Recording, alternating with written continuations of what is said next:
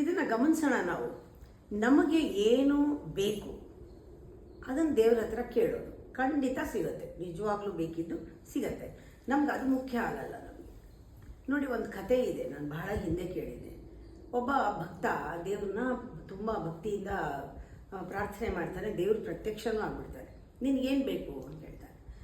ಸರಿ, ನನಗೆ ಇದು ಬೇಕು ಅದು ಬೇಕು ಎಲ್ಲ ಲಿಸ್ಟ್ ಇರುತ್ತಲ್ಲ ಹೇಳ್ತಾನೆ. ಅವಾಗ ಅವನು ಹೇಳ್ತಾನೆ, ಒಂದು ಇದರಲ್ಲಿ ಸೈಡ್ ಎಫೆಕ್ಟ್ ಇದೆ. ಇದರಲ್ಲಿ ಏನು ಅಂದರೆ, ನಿನಗೆ ಸಿಕ್ಕಿದ್ದು ಪಕ್ಕದವನಿಗೆ ಡಬಲ್ ಸಿಗುತ್ತೆ, ಪರವಾಗಿಲ್ವಾ?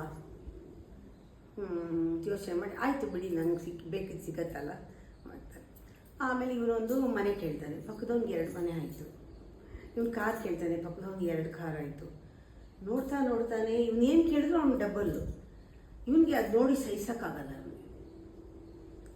ಅಂದರೆ ನಾವು ಕೇಳಿದಷ್ಟು ಬರ್ತಾ ಇದೆ, ಬೇಕಾದ್ರೆ ಕೇಳಿ ಕೊಡ್ತಾನೆ, ಆದರೆ ಅವ್ನು ಡಬಲ್ ಆಗ್ತಾ ಇರೋದು ಸಹಿಸಲ್ಲ.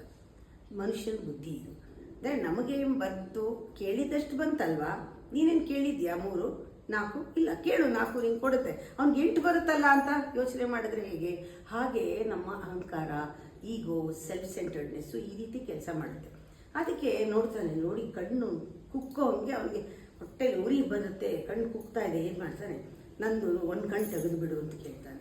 ಅವಾಗ ಅವ್ನಿಗೆ 2 ಕಣ್ಣು ಹೋಗುತ್ತಲ್ಲ ಅಂತ. ಆಗ ಇವ್ನು 1 ಕಣ್ಣು ಹೋಯ್ತು, ಅವ್ನಿಗೆ 2 ಕಣ್ಣು ಹೋಯ್ತು. ಇವ್ನಿಗೆ ಎಷ್ಟು ಖುಷಿ ಆಗುತ್ತೆ. ಹೀಗೆ ನಾನು ಕಳ್ಕೊಂಡ್ರೂ ಪರವಾಗಿಲ್ಲ, ಬೇರೆಯವ್ರಿಗೆಲ್ಲ ಕಳಿಬೇಕು ಅನ್ನೋದು ದುರಹಂಕಾರದ ಬುದ್ಧಿ. ಇದು ಸ್ವಾರ್ಥ.